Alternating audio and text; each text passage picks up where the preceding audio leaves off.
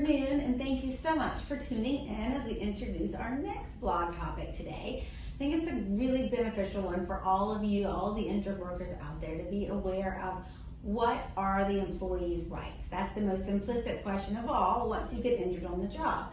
It's not something commonly we deal with on a day-to-day basis, so it's not something that we're knowledgeable on without further help. So please read our blog. I'm going to introduce it, but the main rights you as the injured worker need to know you have in the state of Georgia when you get injured on the job is when you have to miss time from work, you get paid something called indemnity benefits. That is 2/3 of your income. After tax money is what is the equivalent to. So they take the 13 weeks of your income before your accident date, they get the average, and 2/3 of that is what you get every single week as long as the doctor says you're unable to perform your job duties completely, or if you're unable to perform your job duties but you're under light duty restrictions and your employer refuses to provide you suitable employment within those light duty work restrictions. So that's really complicated, and there's different ways we can go about that, but that's good to just be aware of globally that that's something you get compensated for. You also get medical treatment, and you get to choose the medical treatment.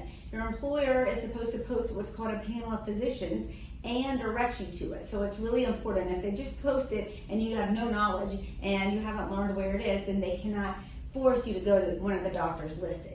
But if they do show you the panel and explain it to you, you get to pick the doctor, and you get a one-time change in doctors to somebody else off the panel if you're not happy with your first doctor. You also, if they don't have a panel, will have the same rights, but that is with any doctor of your choosing. So it's important to be aware of those things so you'll know when do I need to maybe get assistance from a lawyer, when do I need to find out about the doctors, how do I go about it. Really important to know your rights because your employer knows your rights absolutely.